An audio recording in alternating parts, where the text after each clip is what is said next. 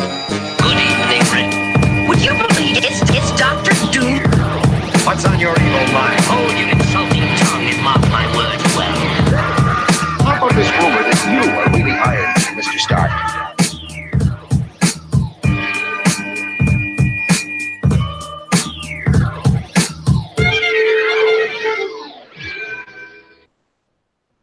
Hello, and welcome to another exciting episode of the KLIQ Nation's Comic Book Chronicles.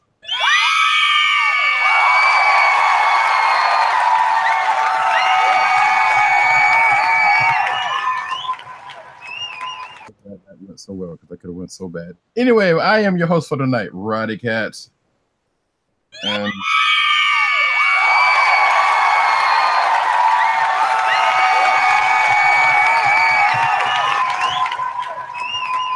I am joined here by the man behind the soundboards, Mr. Legal himself, one Agent _ 70.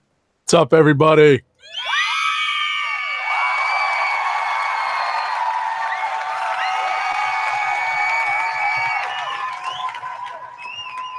And also with us tonight, he's the 10th panel on the 9th panel page. He is 5 colors instead of 4 colors. He is PC _ Dirt. Yay!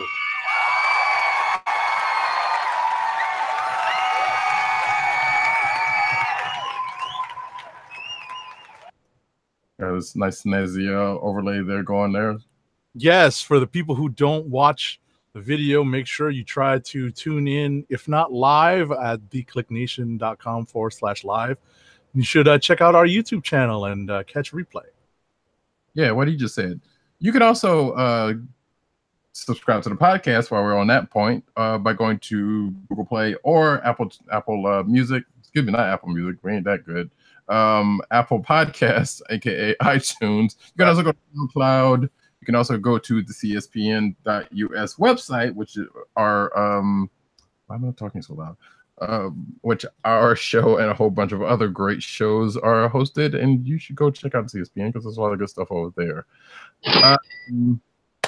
You can also, while I'm going and get this out of the way, shop.aspn.us. Go get some merchandise stuff. You know, help you, help us, help them, help the US, help CSPN. It's all good stuff. Go get some merch. It's con season, so come on, you can rep some Comic Book Chronicle stuff. I should go back and point out that one Tim Dog 98 is not with us tonight, but he is still on this Timbatical, you know, taking care of hearth and home and all that goodness within. But you can still catch him out here on these tweets at TimDog98. That's Tim DOGG98. You can also check him at CVCron on Twitter. You can also check him out at The KLIQ Nation on Twitter. Also, thekliqnation.com. Check him out on CBR, putting in work, because, that's what he does. And, yeah, he's out there. Go check him out, folks. We start out tonight, as we tend to do every night, with some comic book reviews. And we are going to start off this here show with, because I think I've done everything else, Justice League #2. So let's say. Okay, let's do that. Let's do it. I'm like, who wants to go first and talk about Scott Snyder's second issue on Justice? Don't everybody talk at once. Come on, just hit it. I'll say I like the big intergalactic scale that the story is taking. I like how there's, you have this big team and you've got a lot of stuff going on, but it doesn't feel like it gets overloaded or too crowded or, too busy with all the stuff going on. And you've got, people fighting on Earth, and you've got like John Stewart out in space, and the communicating back and forth while all this other stuff is going on, and you got the Legion of Doom stuff going on, and they're in the swamp and the old Saturday morning base. That was the most awesome thing ever when I was a kid. So I like all of that stuff. I think that's cool. A lot of the stuff. I think it has more hits than misses, but I think there's still a couple things in there that are a little.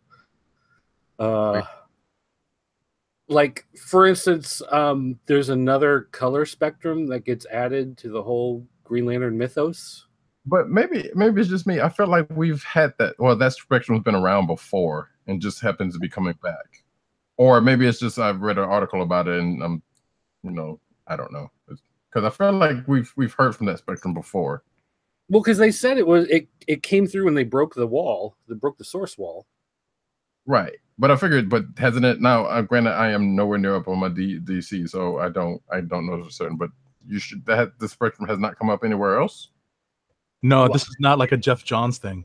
By the way, when PCN_dirt opened with that, I just thought of this.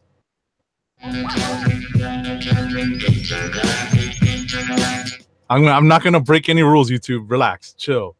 So that's funny because I thought of this. God, that's funny. I thought of this.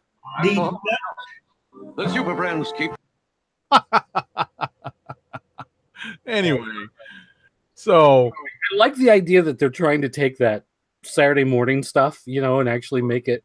I mean, you've got the Hall of Justice, the way it looked in the cartoon. So now you're getting the Legion of Doom and their thing in the swamp that looks like it's from the cartoon. And it looks like he's putting together a lot of the villains from, it is off the Super Friends, that crew.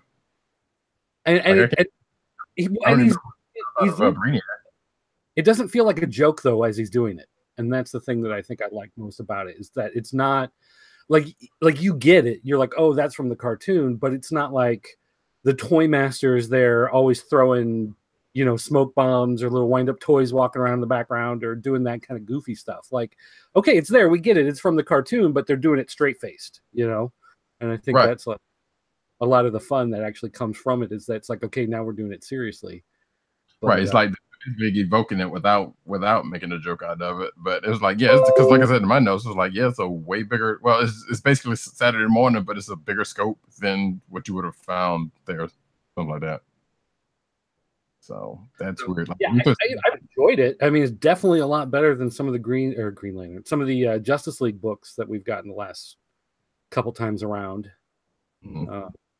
I mean, does it help that it's basically like you were saying earlier? It's the Super Friends roster where everyone's recognizable. There aren't like, even though it definitely mishmashes the Justice League cartoon, the Timverse cartoon in there. It's still basically the characters so it's not. Yeah, but even the Brian Hitch one was all of the big characters, but I hated that series. Right. Well, he's writing that one. That one was bad.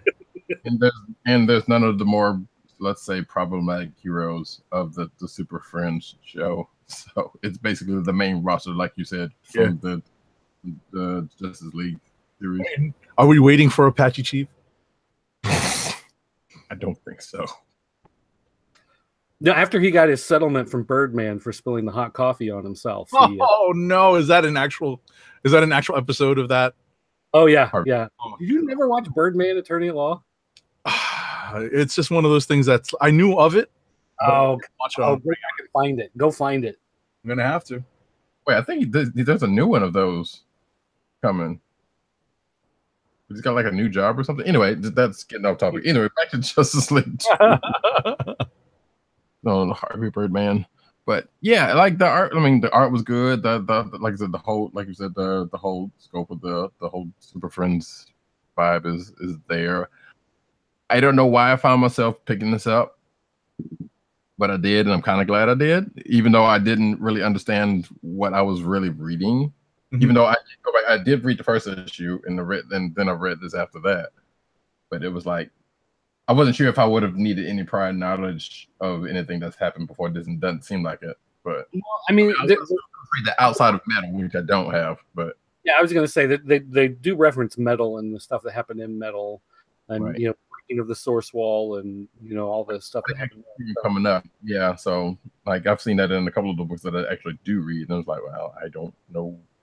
Luckily, they give you the footnote about it, but it's still like, okay, I get it. This happened, and shit happened from it. So I just had one problem with this, and I'm going to ring the spoiler bell because it is kind of spoilery.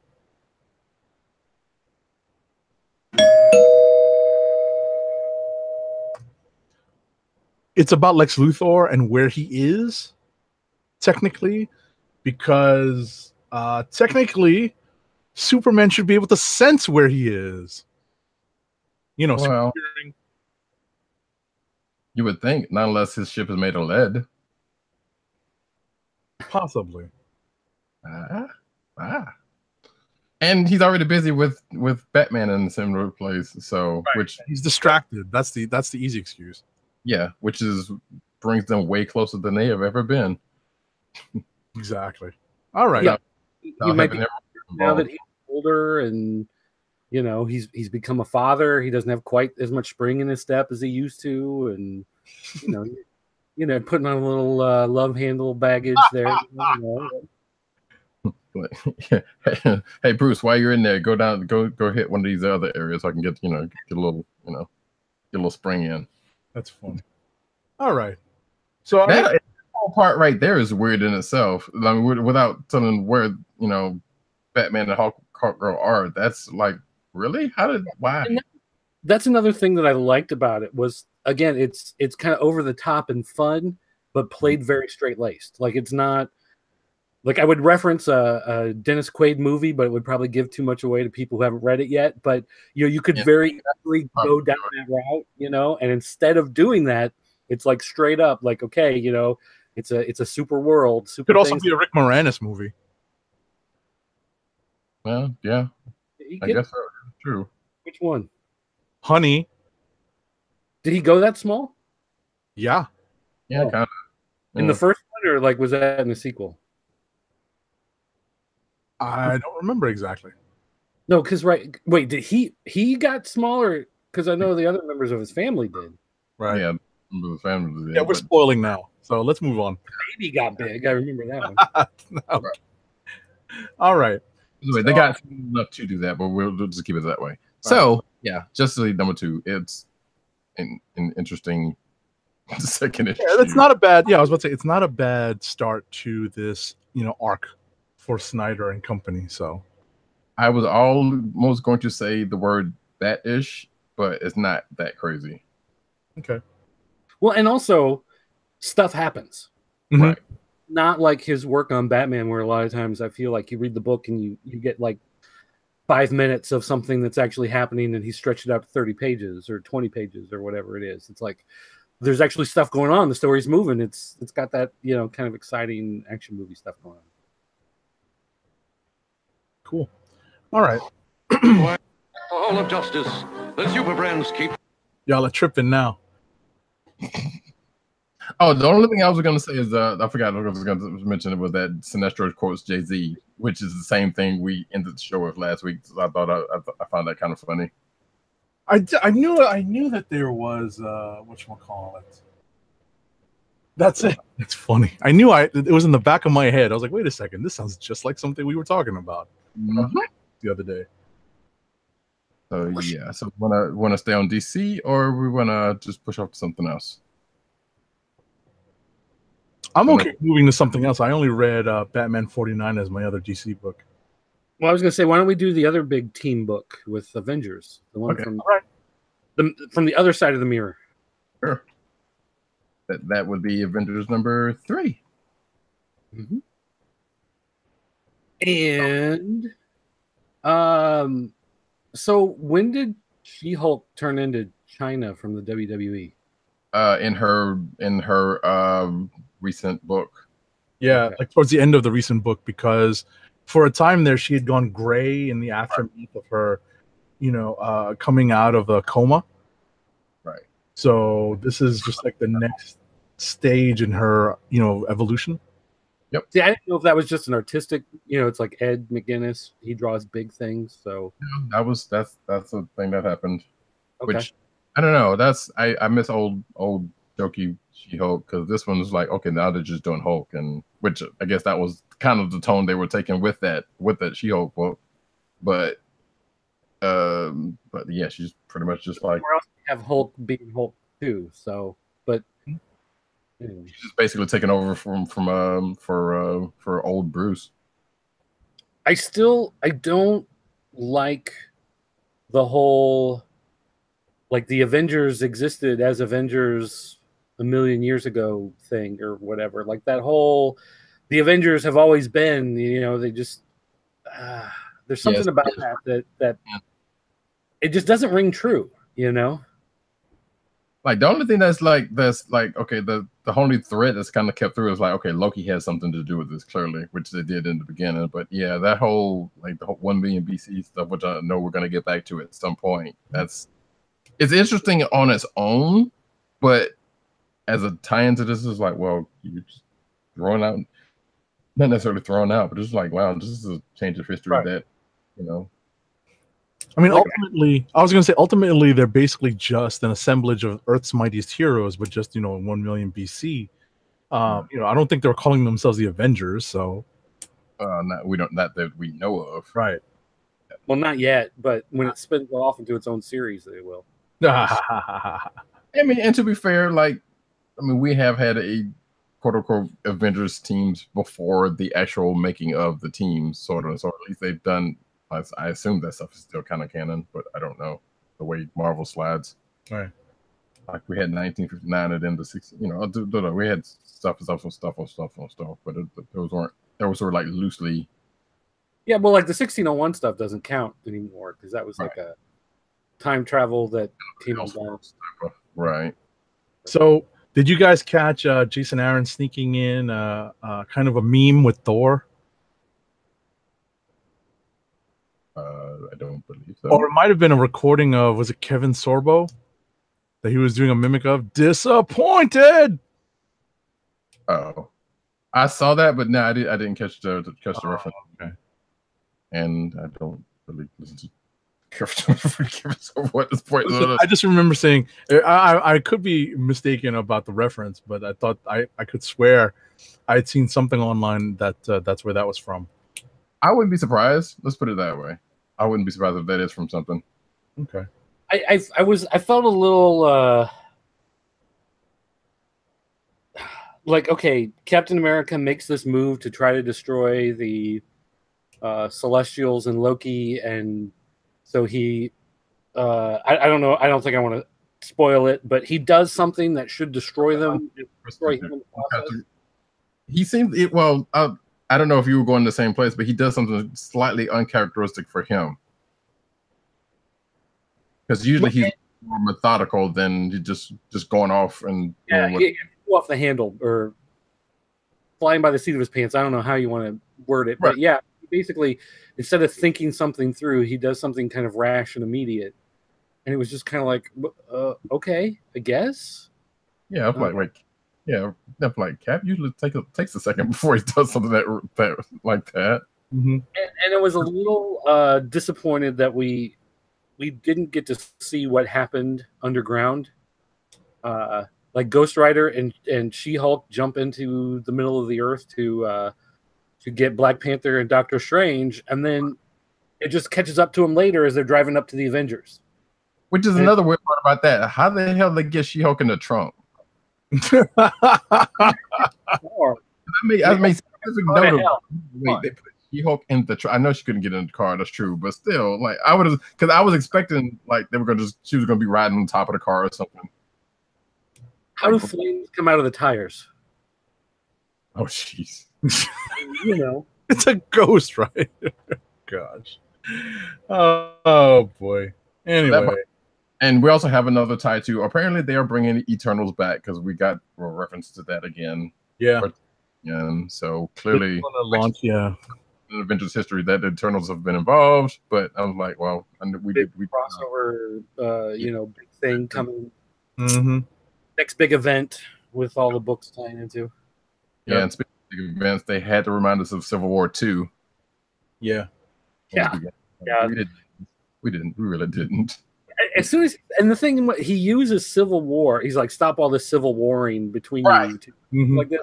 That's a little on the nose. Listen, I was about to say, usually Jason Aaron is a little bit more deft, and a little bit more subtle sometimes. But this book was kind of clunky. That's a good way of putting it. It was very clunky at points, and I don't know, just trying to change up the style because he's on a new book, I hate to say this. New old books. He's done Avengers before, so. All right. What I was going to say is what I thought was clunky was the art. I thought Ed McGuinness was just killing me in this issue.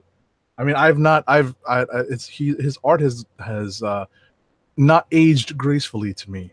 So, and his style has not aged gracefully to me. So, and that's in strong contrast to another artist I was going to mention on another Marvel book later tonight. But McGinnis's art is not, aging well to me, and his style is not aging well to me. So I was having a lot of issues with just the clunky visual storytelling. Forget the story, forget Aaron's script.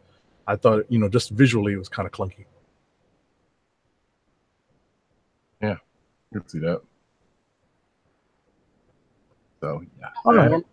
Avengers, I don't normally follow it, but I have been since this relaunch just to give it a shot. But this story better go somewhere and do something in the next couple issues, or I'm probably going to check out. No, I don't blame you at all. I don't. As the Avengers fan on this panel, I kind of, or at least the bigger than I guess you two guys, I'm not sure, but yeah, I'm kind of sort of feeling the same way.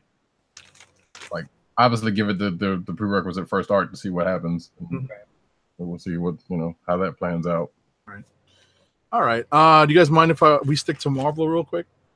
No, go ahead. All right. So I wanted to touch on one of the semi surprises to me, because I had been kind of busy and staying off of, the web and Twitter and Facebook, and even, God forbid, the New York Times, because apparently the Times spilled a story about the book this week that came out. I'm speaking specifically about X-Men Gold number 30.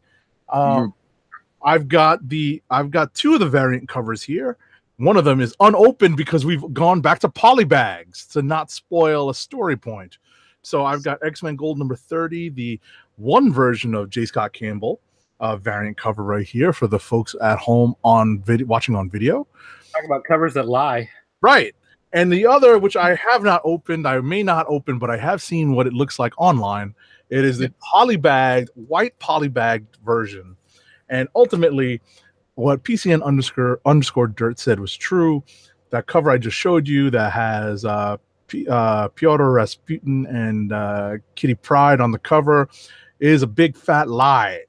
Because spoiler alert, because you may not have read too much about this or may not subscribe to the Times. Here we go. The wedding that has been teased for months and months does not go down. But one does. So technically, one does. And that picture's not a lie because they did get to the altar. So right. All right. Well, it's still a little misleading. Right. Yeah, I would say that as an X-Men fan, I would argue that like I'm as big an Avengers fan as anybody here, but in terms of X-Men fans, I guess Tim and I are the resident X-Men fans on the panel, and I would say that while I agree, that the way the story kind of unfolded with Guggenheim telling it, he definitely, and I've always said this, Guggenheim has very much a touch and a feel for 90s X-Men, and he definitely draws upon a lot of the stuff that happened in the 90s and has incorporated that into the book. It does tend to lean on that 90s nostalgia just a tad. Right. So that being said, he incorporates all that into the story and establishes a reason why this particular set of nuptials doesn't exactly go down the way we thought it would. And it was still kind of disappointing to me because I was like, man, get it over with, let's just see it happen. In terms of art, aging gracefully, if you are not a fan of this, but want to see some nice kind of a change of pace art style for David Marquez, everybody looks great in this book. Flip through this book. This is remarkable stuff. Yeah. Like the art throughout this book, like I almost felt like it was like did they get Chris Anka on some of the designs or something? Because some of that looks kind of like his doings, but I think that might have been all Marquez. Yeah, I was about to say it's Marquez and Matthew Wilson, the colorist, because I think Marquez got really spare on lines around the faces, and Marquez really supplied a lot of the depth to the faces, and that's where this book really shone. It shined a lot because I was just kind of struck by how, I hate to say this, pretty everybody was. They are like they're supposed to look like this. Obviously they're all dressed up and gussied up for a wedding, but I was just kind of looking at this like, wow. Okay, so Let me ask you though, going back to the actual story, having read the build-up and having read this issue, do you feel like you were cheated? Do you feel disappointed? No, because I understand all the seeds that had been planted leading up to this. Whereas I only read this issue. I did not read any of the build up. Right. So, I understood where a lot of the stuff came from, and a lot of it does, ring true to real life, in terms of like the doubts and stuff that people would have. But just obviously magnified by like superheroic stuff. Yeah. I mean, we're going back to Secret Wars, talking about, like the first big breakup of this particular relationship. And that was a pull I wasn't expecting. I'm like, okay, I do remember that, but wow. Well, that was the impetus for the classic Juggernaut versus Colossus issue. Mm-hmm. So yeah, that was like one of the other big things that popped up this week. There's a couple of big things couple of big issues that came up this week. So I want to say something before we leave this, because I think I may or may not have gotten spoiled on something that might happen next issue that I thought was going to happen this issue, which is why I read it. Outside of the wedding stuff, because I figured whatever was going to happen was going to happen then, and and I did get spoiled about who actually got, what actually went down at the wedding, I should say. And there's news about that we'll talk about later on, but I'm like, huh, weird. Yep. But because it's kind of weird, because there haven't been too many Marvel weddings that didn't get interrupted by some sort of fight or something. Any soap opera that has a wedding. That is also true, yeah. But that is definitely true. And that's really what it comes down to, what a lot of these comics are with all that continuity. It really is a soap opera. Yeah, so I was expecting something like that to happen, and it didn't. I was like, but this is a twist in another way. But hey, someone say swerve. Yep. But anyway. All right. So, President Bartlett. What's next? These nuts. Hey. All right. I had to take the opening. I had to do it. No, right now. All right, I'm gonna have to start pulling more blue language sound effects now. All right, so Doctor Strange #2. Anybody read that? Yes. All right, so we'll talk about that one real quick, and we'll go to something else.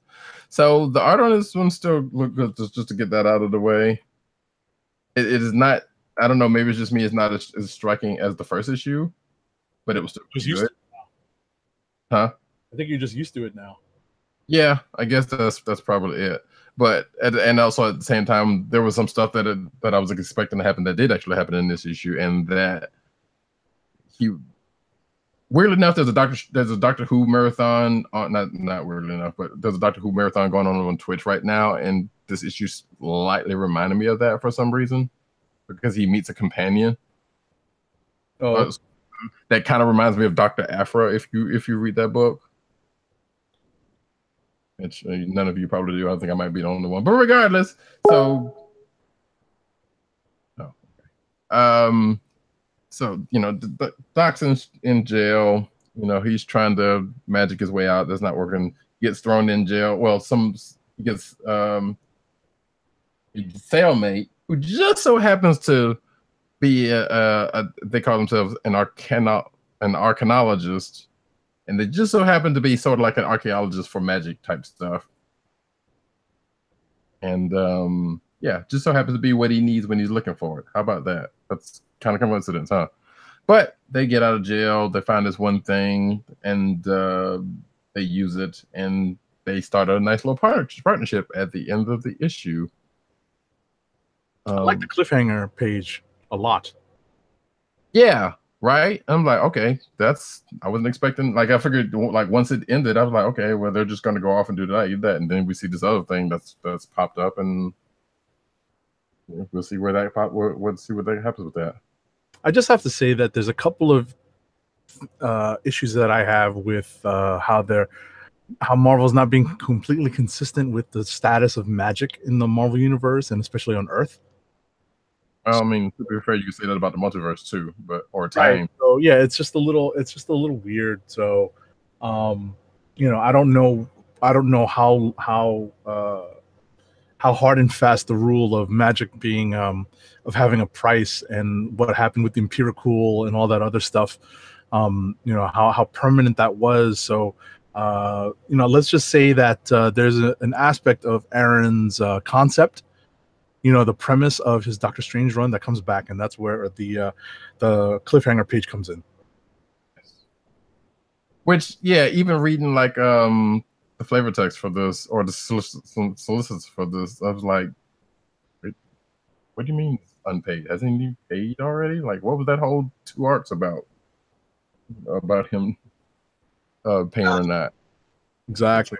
That is still kind of coming up like this, but I was almost thinking, it's like, well, it could have been with what happens in this story, could have been that easy for them to just like snap and they bring it back like that, because I was like, well, where are they going to go from there if they just resolve that real quick? So it's good that they're still hunting things down, but it sounds like they're still kind of heading towards that end goal, to where it's like, okay, well, we're clearly going to go be out in space and we're going to find some magic that's going to take care of all that, even though we thought that had already been taken care of with the last arc. Right. All right. I don't know. Still, it's a decent issue. Doug, you got a book to throw out there? PCN_dirt. It's muted. Well, I was muted and I took out my headphones because I was trying to not get spoilers since I haven't read 1 or 2 yet. Sorry. All right. Well, what about Batman? Let's talk about Batman. Do it. The artwork is really good. And that's Batman. I'm just kidding. Yeah, so it was weird. Okay, so I don't know if you guys remember, there was a Secret Origins annual that came out in the early 90s. And there was a story in there written by Neil Gaiman. And it was a news crew that went to interview the Riddler. And the Riddler was in like an old junkyard full of old like carnival props and circus memorabilia. And he was talking about back in the old days when it used to be fun. And, like the Joker didn't kill people. Penguin didn't have knives, to stab people in his umbrellas. It was all, laughing gas and helicopters. And it was all fun. And whatever happened to those days? And we're getting too old for this and whatever. And it was like a really good story. It was one of those stories that stuck with me for a long time.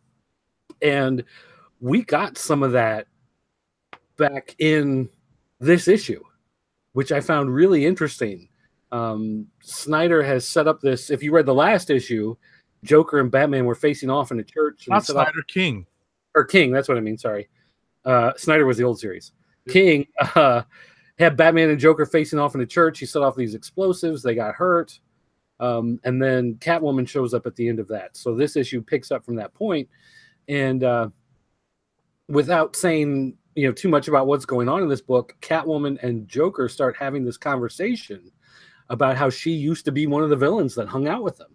Mm-hmm. And how Penguin was weird and Harvey Dent could be kind of funny villain or hardcore villain. He could kind of go either way. And just kind of talked about how it was like in the old days and it was more fun, and they would come up with these schemes and stuff. And it was really it reminded me a lot of that old Secret Origin story that had happened. But it was interesting to see how, because the continuity changes so many times in these books. They snap their fingers and suddenly a character has a different history. Things that happened in the DC universe didn't happen, but then they did happen, but then they didn't happen, but then they did, but it was a lot, sooner than before, and then it didn't happen, and things changed so much. So it was fun to see them reference stuff that, is obviously like old 50s and 60s, comic stories, or even Saturday morning cartoon or the Batman TV show, or, wherever you want to pick that, silly stuff up from. But then it played it again, as we were talking about with Justice League. It played it straight and it played it serious, and it made it real. And it's almost that whole, like, when you're young you're more fun and playful and whatever, and as you get older you get more serious and things take on a lot more weight than they used to, including your body. And I just thought it was a really good story, the way they put all of that together, and especially the way King was able to kind of humanize Joker in a way that I haven't seen anybody do in quite a long time. He has been just that crazy psycho that walks in and shoots a couple people and then fights Batman, and that's pretty much all he's been for quite a long time. So to actually talk about the history and talk about the story and talk about how was it, I think they said like Harvey always had this theory that Joker was actually a normal guy and understands all the terrible things he's doing, but he's just playing this character and that's who he is. Mm-hmm. And I thought that was really well done, and I was really I have such this love-hate relationship with King sometimes, because this is another book where technically nothing really happened, and it was a lot of talky between these characters, but at the same time it really felt like something happened. Well, they were talking and bleeding, so well, yeah, but I mean it was a character study book. I mean, is what it comes down to, is really what it was. But I didn't hate it the way I would normally hate these types of issues, where a couple characters are basically just talking. Mm-hmm. Because normally it's one of those things where you just kind of read through it and you're like, and then you get done. It's like, all right, whatever. But this one was actually really well done, so I'll give him a lot of credit for that. Also weird because, if I'm not mistaken, you like Mr. Miracle, which is pretty much mostly talking. But again, stuff happens. There's a lot of stuff happens in the background of that book. That doesn't happen on screen, but there's this massive galactic war going on in the background while everything's going on. So, we're getting the in between scenes in Mr. Right. Right. So I mean, I'm inclined to agree with you on this, Dirt. I just thought it was weird that after all of these characterizations of the Joker just kind of being a, are we still dealing with the whole 3 Joker story thing too? Like, is this like the talky Joker, the sensitive Joker, and not the crazy wackadoo Joker? Like, where's this coming from? That's what kind of threw me a little bit. Yeah, I don't know, because there's a lot of stuff they have to explain. Like like Flash is dealing with a lot of the same type of stuff too, with the different universes and the times and the things change and whatever. And at the same time, I just read Flashpoint again recently, a couple months ago, and Pandora is, in the scene where Flash is trying to recreate the universe, and she's kind of guiding him and changes the whole universe. And Pandora's a character that just dropped off the face of the DC universe. Right. They're like, hey, we're going to give you a book. Hey, nobody reads this book. Hey, we're canceling the book. We're forgetting you ever existed. Right. So it's kind of hard to tell where the DC universe is at sometimes with the continuity. But yeah, like I said, it's again a book where nothing really happens, but a lot actually happens through the dialogue. Gotcha. So I actually enjoyed it. All right, gentlemen, we are a little pressed for time. You got one more book you want to throw out before we do rapid? No, I'll go straight to rapid. Okay. Let me spin it out.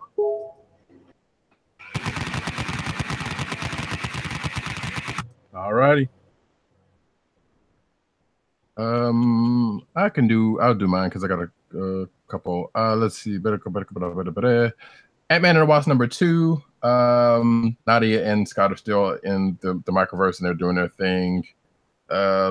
They're actually spending half the book kind of comparing notes, weirdly enough, because you get a little bit of backstory. Well, you get a little bit of Scott's backstory, but you also get a little bit of Nadia's backstory, even including 1 or 2 things that you would think would have been involved with her backstory, but not said before now. And then once they get that out, there's this other side of the book where they're still in the microverse and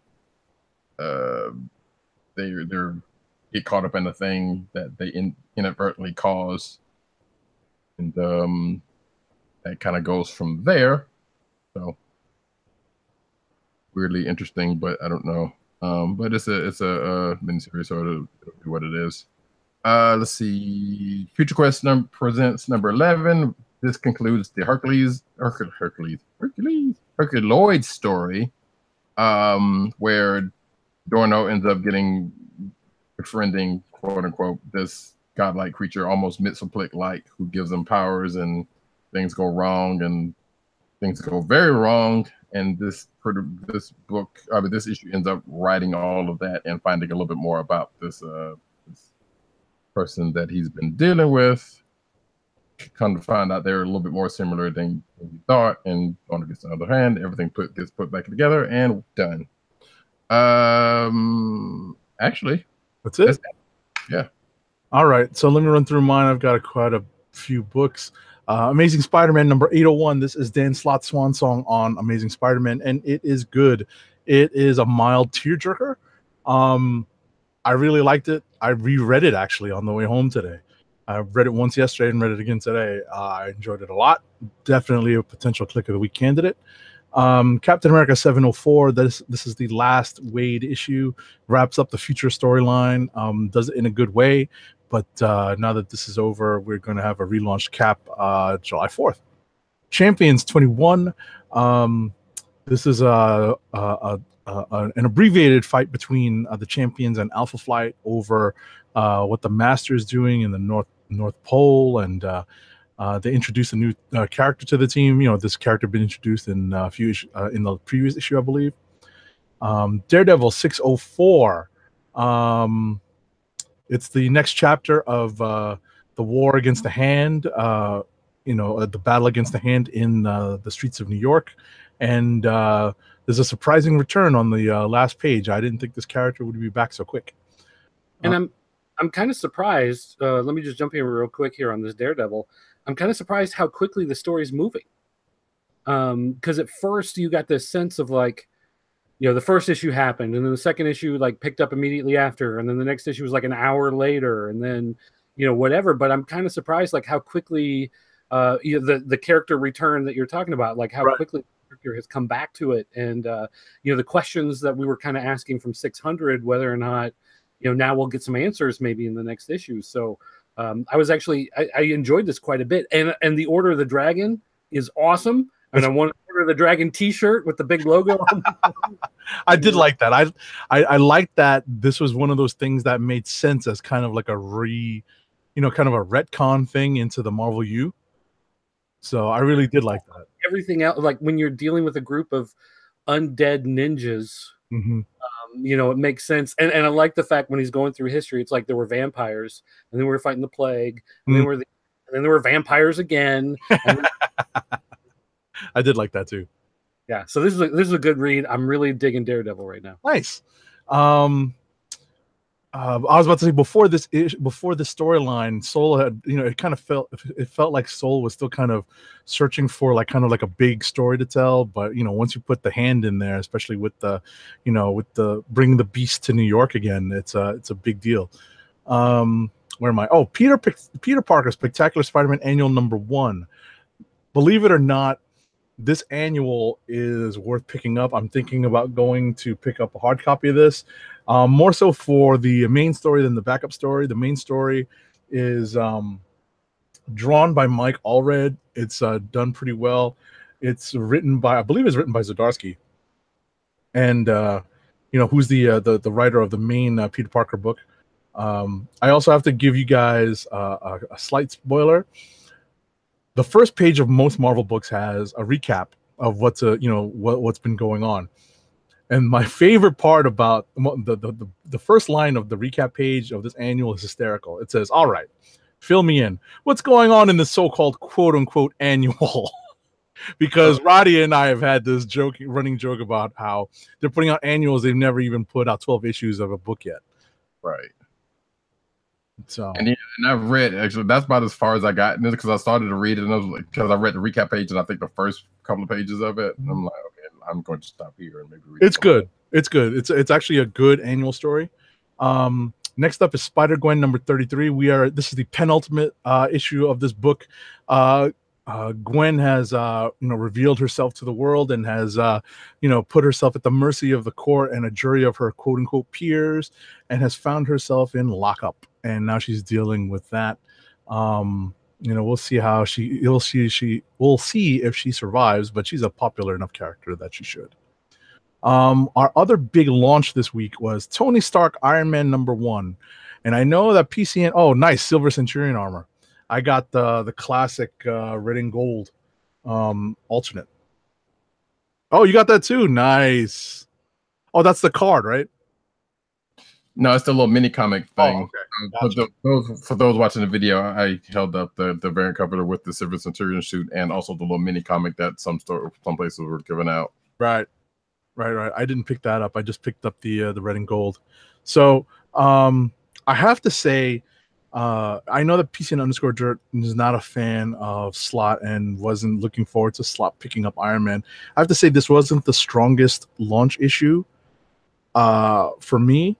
I did not think that this was all that engaging. I kind of made my way through it. I saw, the seeds being planted for future stories, but I did not think this was the strongest first issue. And that's it for me for my rapid fire. All right, I've just got two then to talk about real quick here. So first up, we've got Man of Steel #4. And yes, it's Bendis, but it's all right. And I want to know how long you're going to think that way with the news that just came out recently.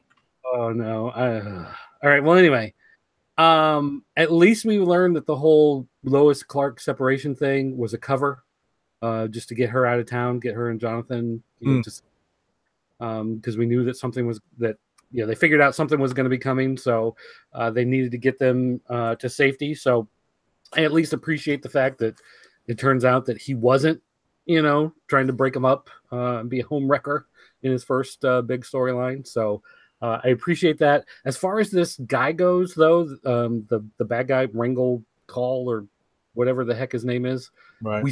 We still don't know if he really had anything to do with the destruction of Krypton or if he was just making it up. And we get a final panel of this issue that looks like maybe there was a holdover from the New 52 Superman. But maybe it was done that way specifically to throw you off and make you think that was happening. I kind of hope that it's not what it appears to be, but it's Bendis. You never know. Yeah, whatever. Yeah. And then finally, Gideon Falls, #4. I still love this series. This series is dark and moody and spooky and scary. And it plays with your expectations. It makes you question things. It makes you wonder about things. It does a really good job of making this town, the small town that this guy is in, feel real. There's a character that you think is crazy. Turns out maybe he's not actually crazy. Maybe he is, cursed or part of this big thing that's going on. And the way the story is just unfolding, it just has that horrific, unsettling feel. If you've watched some of the stuff on Netflix, like The Dark or The Rain or some of those kind of moody, atmospheric, type shows, this definitely, I've said it before, and I'm going to keep saying it. Someday this is going to be a movie or a TV show. I can tell right now, and when it does, I'm watching it. This story has been so good, and this is my click of the week. Nice. So I guess we are coming up on our clicks of the week. So here we go. Well, the suspense has been kind of killed because PC and underscore Dirt just spilled what his click of the week was. And Tim has said his is Justice League #2. Yep. Because he likes the Legion of Doom. And who doesn't? Roddy? No, I love the Legion of Doom. No. What's your? I know. I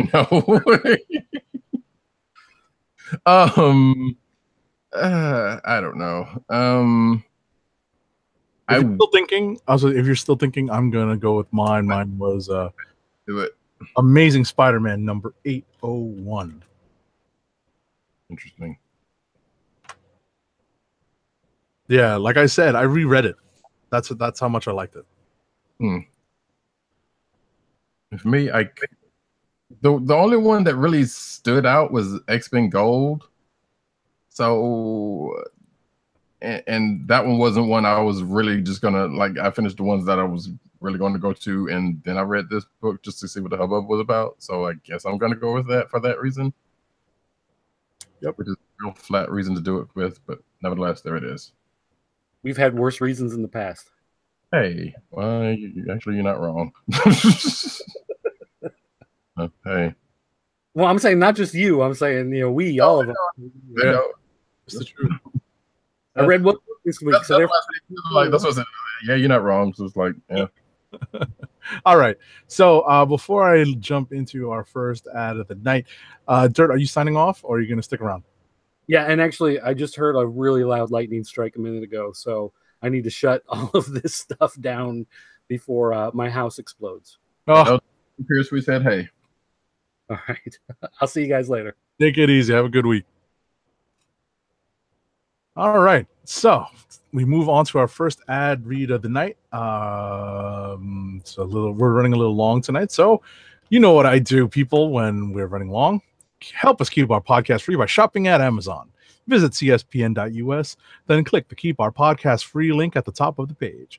From there, scroll down and click on the Amazon link to shop.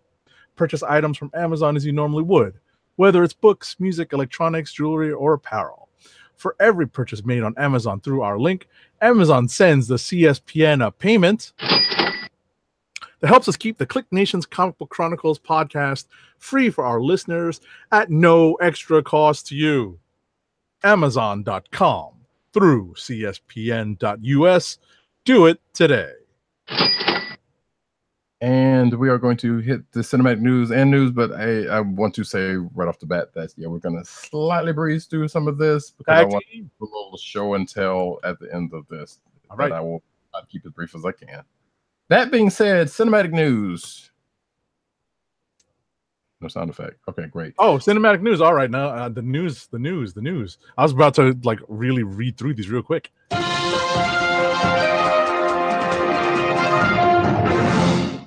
Lucifer saved from damnation by Netflix, because Newsarama just was waiting for that headline. All right. Next up, new DC Films chief inherited little kids, cover your ears, inherited a shit show. Earmuffs. Yeah. Apparently there was there was a thing. Let's just keep on going. I just thought that was funny though. Aquaman trailer release date confirmed. New logo debuted. It's probably going to come out in San Diego at Comic-Con. Looks like, and there's the trailer if you're watching the video. It didn't say. Oh, December 21st is the date of the Aquaman movie. Okay. Supergirl season 3 finale introduces a villain with a familiar face. Yeah, hers sounds like, I guess. Boom. Let's see. Supergirl, speaking of, outs spoilers identity to the public. Spoiler alert, because I haven't seen this either. Guardian, which we already knew who it was, but apparently she lets it out to the public. Alrighty, Supergirl season 4 to follow Superman Red Sun storyline. Is she moving to Russia? Maybe. They've been throwing some storylines here and there during those, and they've been decently done. I've not caught up on the season, so I don't know. So we'll see how that works out. DC's Swamp Thing TV reboot reportedly filming this fall. Yes, folks, they're still doing it. If you're in North Carolina, hey, you might be able to catch them if the rumors are to be true. Alrighty, so people are asking AT&T customer service to release the Snyder Cut of Justice League. I first saw this, I thought it was an Onion article, and it should be, but it sounds like it wasn't. Because as you know, we were about to get to that in a second, so we'll just go ahead and push on to that. Right. Actually, we won't, because there's a couple of things to that first. Jason Momoa pushed for an Aquaman joke to be cut from the Justice League, and that would be the one where Bruce Wayne asks him if he speaks to fish. Oh, yeah. So, all right. Obviously, if you heard it, you've seen it. It didn't get out, but yeah. All right. Gal Gadot has big Wonder Woman 1984 plans for San Diego Comic-Con. Wish you can go to San Diego for that. Anyway, whatever it is, we don't know. It's just a report anyway. Jessica Jones season 3 to begin production. I feel like I should have had something before that, but nevertheless, whatever. Hulu's Runaway season 2 has already started filming. I haven't watched season 1 yet. All right, same here. So. Marvel fan uses limitless movie pass to see Infinity War 100 times. So if you don't know, Movie Pass is the service that lets you buy a movie ticket a day to see a movie for free, or quote unquote for free. You're paying for it ultimately, but still. So apparently this person did it 100 times. Like I 100 times, I would barely watch a movie twice. Mm-hmm. Or I have barely watched a movie twice, and I have a movie pass, so I don't know what this person was thinking. Either way, that's a thing. It I happens. was just glad that I did get to see Infinity War a second time in the theaters before I left the theater. So I'm glad to have done that. Side note: have you seen Incredibles? I have not yet. Neither have I. Okay. Got to make time to do that. But you at least saw Solo and Deadpool too, right? I have. Well, Solo, yes. Deadpool, no. All right. Yeah. Next up, before Spider-Man, an early version of Civil War had Tony Stark recruit Ant-Man instead. I heard this on the Fat Man on Batman podcast with Kevin Smith and Mark Bernard, and they had whatchamacallit, the screenwriters. Marcus. Yeah, Marcus and McFeely, on, and they talked about this. Yeah, and this is where that article got that from. So that's interesting. Kind of glad it came off the way it did. So yeah, seriously. Chadwick Boseman gives MTV Movie Award to Waffle House hero James Shaw Jr. So yeah, Chadwick Boseman got I think Best Hero at the MTV Movies Awards, and he gave it to James Shaw Jr., who disarmed the gunmen in back in April, and Waffle House hold up. So. Alrighty. Speaking of Black Panther, the Black Panther costume and movie script have been acquired by the Smithsonian Museum. So it's going to be displayed at the National Museum of African American History and Culture later this year. I hope they got some Kimoyo beads. Shout out to Rock Love Jewelry. I was waiting for you to do that. Yes. Yeah, it looks like they got a couple of different things outside of the suit, the script, and a few other things. Sounds like so. Yeah. Well, it said 2 pages from the script and a bunch of photos. So maybe there'll be some beads in one of the photos. The next two. Sure. Disney to reportedly increase its Fox bid following Comcast offer because they're still tugging a war over who's going to buy Fox, or who's going to. Yeah, that's right. Who's going to buy Fox? And the next story is a follow up to that is saying Fox accepts Disney's new bid in major blow to Comcast because again, tug of war over the fate of Fox. Right. Fox don't care because they're getting money. Let's say this game is not over yet because Comcast still has an opportunity to make a counter offer and raise the bid. Yep. So this is going to be like those options you see on TV shows where they try to outbid each other until one of them doesn't have any money and try to hopes the other one bluffs. Yep. Moving right along. I got the next one because you folded the last two. Sure, go for it. Fans made the Bumblebee movie happen, and Optimus Prime could be next. I call BS on that, but all right, sure. So yeah, it might be another Optimus Prime solo. Which like, wait, there have been 4 Transformers movies. They've all been Optimus Prime movies. Whatever. Report: a Next Generation sequel could be included in Alex Kurtzman's expanded new Star Trek deal. So if you haven't heard about this, there is a deal maybe coming to where I think sounds like there's going to be like 5 different series, new Star Trek series coming at some point, including an animated one, on a couple of limited series, and a Starfleet Academy one, which is actually that's been rumored for like years. Okay.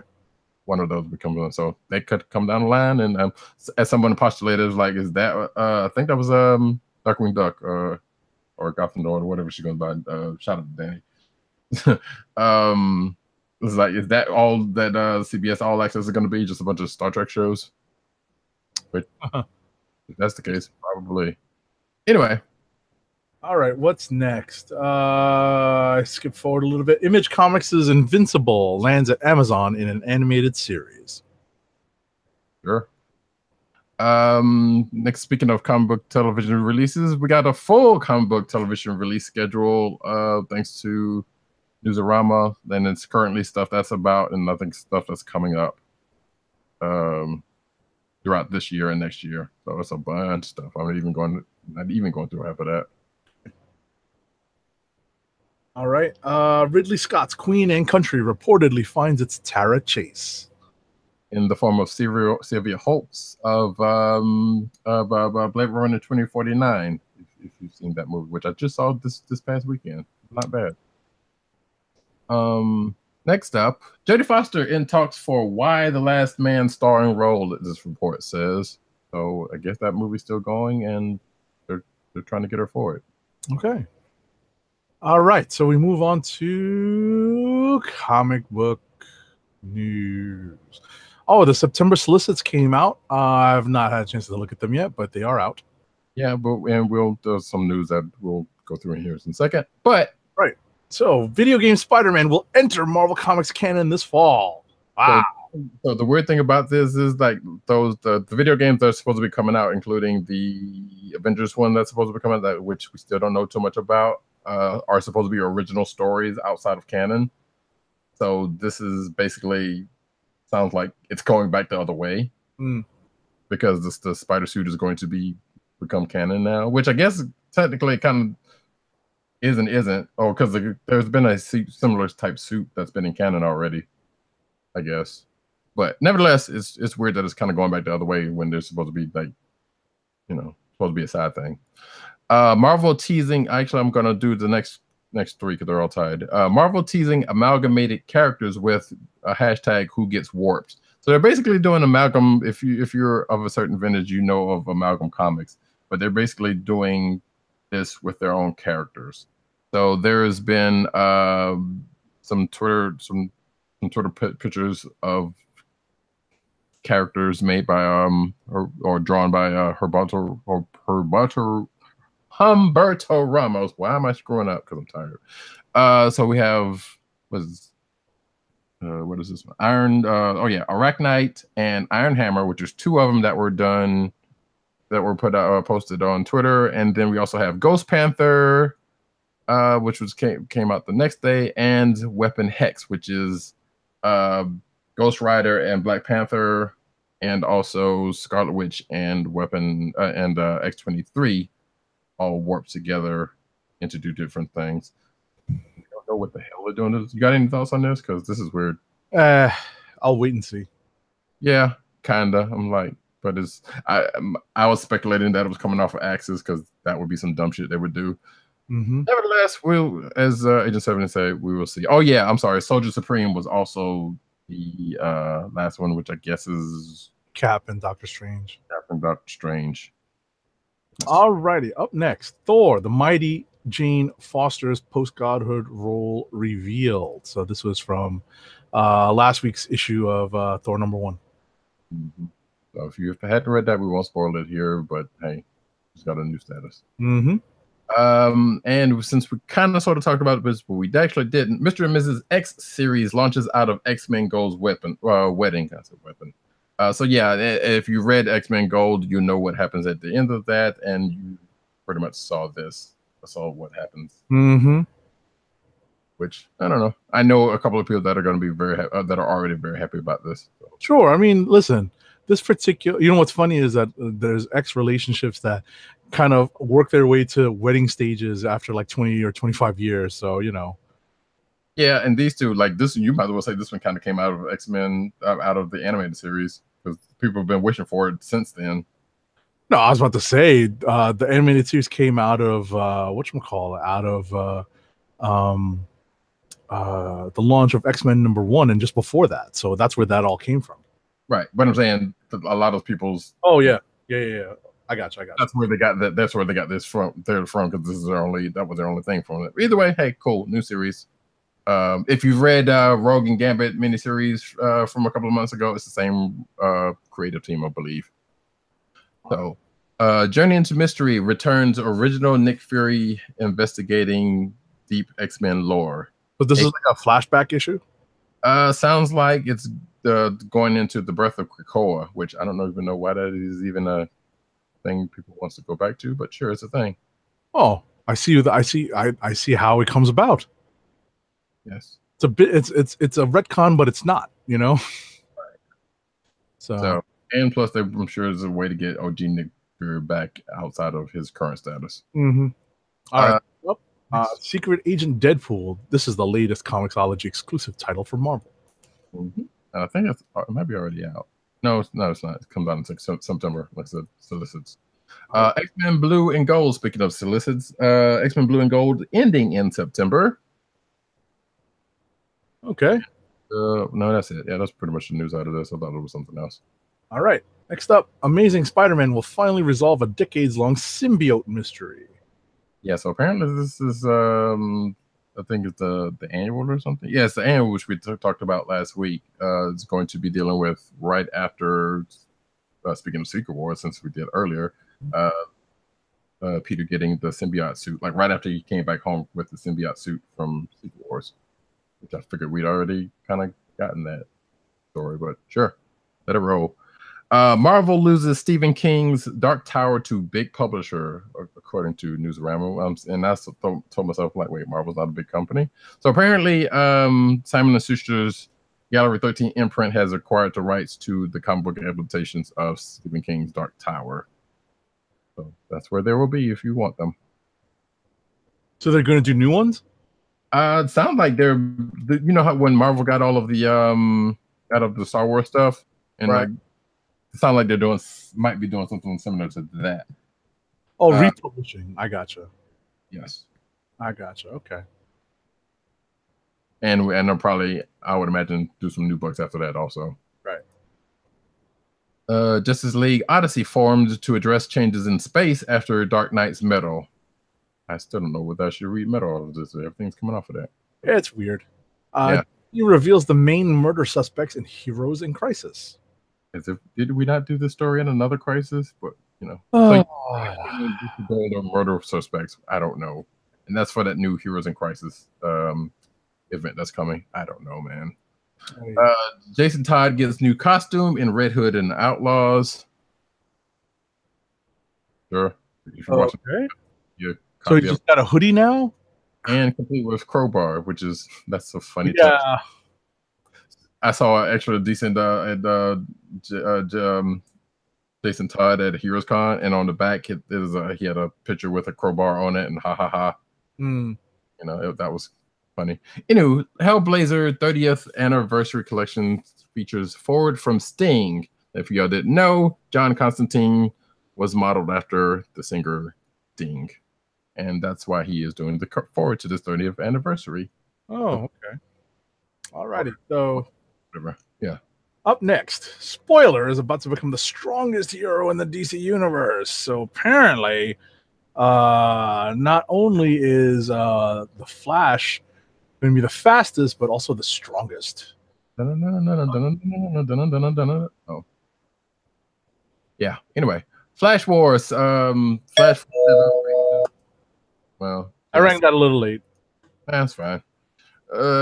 Second printing of Flash 47 is going to happen. In addition to, actually, that's it. I just talk about the upcoming stuff. See, Cyborg recanceled with July and August's issues nixed. So that kind of sucks. Recanceled? Yeah, because it got canceled once, and then I think did Wolfman take over? Somebody took over for a little bit, which what brought it back, and then now this for some reason. I got you. Weird.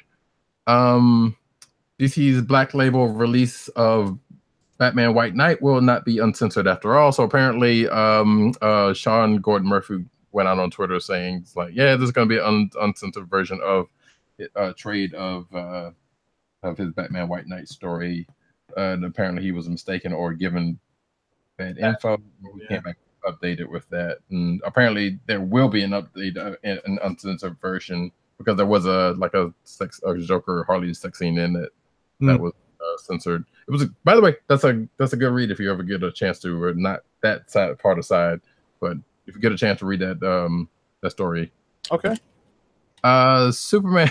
Here's the news that I wish Dirt was here for, because Superman 4 Quest for Pieces Big Bag coming to DC Comics. If you are of a certain vintage, you remember that terrible Superman movie. I've never watched this in its entirety. It's not a good movie. It's not. It really isn't. I've only ever seen bits and pieces of this movie. Yeah, you're better off. and as I put in the notes, because Bendis can't stay away from blonde, terrible blonde, superpowered characters. Yes, you're looking at Century. So yeah, apparently the Nuclear Man is going to be in an upcoming issue of Superman. Alrighty, up next. This is the news that Roddy was hoping that PCN_Dirt was still here for. Star Trek versus Transformers cartoons collide this September. So yeah, so they're doing another crossover because they can't help themselves with Transformers and the Star Trek TAS crew, which is the animated series crew, coming in September. Yes, I probably will read it for those who already know. Inside Images, socially conscious horror comic Juke Joint. So this is T. Franklin, who made the book Bingo Love. She has a new book coming out called Juke Joint, and it is coming out. I don't know, it's coming out soon, but it's going to be interesting. It's a horror comic that tackles some subjects such as domestic abuse, racism, and social inequality. Looks interesting from all told, though. All righty. And now the Toy Corner. I'll get the rest of these real quick. Okay.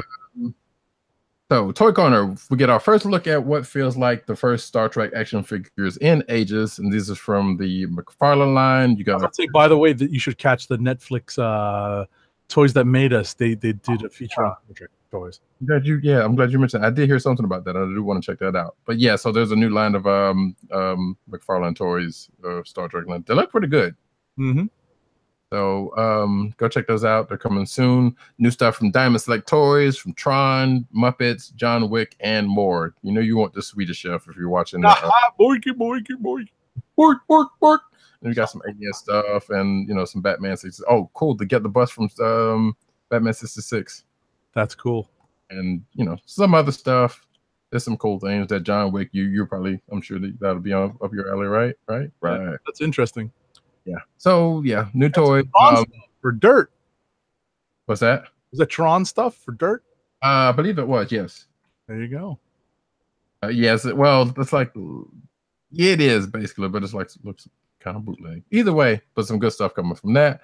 Hot Wheels Joyriding Porg exclusive is the only reason you need to visit Comic-Con. So this is apparently going to be a San Diego Comic-Con exclusive. You get a Porg riding on top of or in a miniature version of the Millennium Falcon coming from Hot Wheels, and it's called the Battle Rollers. So I guess if you're going to Comic-Con and you want having our very own Matt Wang 97, I know, right? Get the hookup. Yes, if you are so inclined. Batman's Red Hood finally get his own Funko Pop, which we talked about, and I guess it's the quote-unquote classic Red Hood, as opposed to that new one that we just talked about earlier. Last but not least, Harley Quinn, Batman, and Nightwing newest DC collectible statues, and they look actually pretty good. You get this one with Nightwing and Batwoman, Batgirl, excuse me, a couple of Harley ones. Yeah, some good stuff. So that's cool, and that concludes the news. Before we end the program, I want to show off something real quick. So I was at Heroes Con. I'll make this quick, promise. I was at Heroes Con this last week, and I may or may not I can't promise you anything, but I got a bunch of pictures. If you follow my Instagram, you've seen them, or I've seen a lot of them, because I still got some more that I haven't put out yet. But I bought a couple of things. One is this art book by Rico Renzi and Chris Brunner, which is cool. You can check that out right there. And I got this book, The Art of Atari, for $10 because there was those a place selling like cheap trade graphic novels and stuff and trade books and stuff like that. So I got this Joker for $10. Nice. It's a $40 book, folks. That's cool. Let's see. What else did I get? Oh, I got these, and I think this is the last thing I was here because I can't remember it. Because I got something else, I don't remember where I put it. But I got, and excuse the rustling, folks, but I got some shot glasses. Sadly enough, I couldn't find none with the with like some Black Panther stuff to it. But if you're like watching the video, you see the Starfleet logo on that one. I got 4 of those, and I got one with the Serenity from Firefly symbol on it. And I did get this, which is a big mug with the Black Panther on it. Nice. It might not show up all that well on here. Oh, it does. Yeah, that's fine. For the folks who need to tune into the video, make sure you tune in to the end of the video that where Roddy Cat is showing off his loot from Heroes Con. So yeah, like I said, maybe I'll throw some pictures up, or you could go check out my Instagram. But it was a good time. You should come out and check it out. It's a good show. Apparently they hit their record again for attendance for this Saturday. That was cool. All righty. So, all right. So, if I may, I'm going to read our last ad of the night, and it's for Funko, Fun at First Sight. Your home for exclusive collectibles, such as their world-famous pop vinyl bobbleheads, apparel, T-shirts, hats, and socks, and brand merchandise, custom DIY pop figures, art books, and skateboards. And now, the listeners of the KLIQ Nation's Comic Book Chronicles can enjoy 10% off your entire purchase when shopping at Funko. To place your first order with 10% off and to help keep our show free for you, go to our network website at cspn.us. That's cspn.us. Then click on the Keep Our Podcast Free link at the top of the page. From there, scroll down to the Funko link and place your order. When you get to the checkout, put in the offer code SHOP10 for your 10% off discount. Funko through cspn.us. Do it today.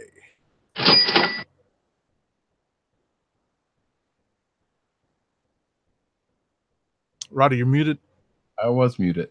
And this concludes this here episode of the KLIQ Nation's Comic Book Chronicles. We thank each and every one of you for coming out and checking us out. You can find myself, Roddy Cat, at Roddy Cat on News. You can find me at Roddy Cat on Twitter. You can also find me at News Need on Twitter. He's on Twitter. I am really, really tired. Tim Dog 98. That's Tim DOGG 98 on Twitter. That's also the KLIQ Nation on Twitter. That's also CB Cron on Twitter. You can also find me at CB Caps on Instagram. I'm going to be putting some stuff out on that one sometime this weekend. Who knows? Agent_70 on Twitter and Instagram. You can check him out there. PCN_dirt on Twitter. Pop Culture Net on Twitter. INeedComics.com and PopCultureNetwork.com. You can check him out all over that. You can check us out on Google Play and iTunes and SoundCloud and other podcast perusing places. But you can definitely check us out on tspn.us, where our podcast is hosted, along with a whole bunch of other stuff, great stuff that you can check out. Go to shop.cspn.us, get some merchandise from this show and other shows on the CSPN network, because we love you and we want you to rep some of our stuff. Simple as that. With that,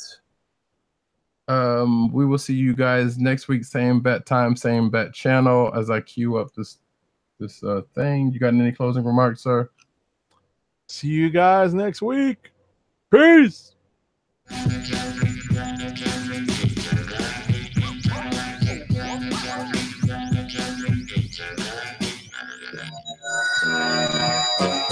evening, Rick.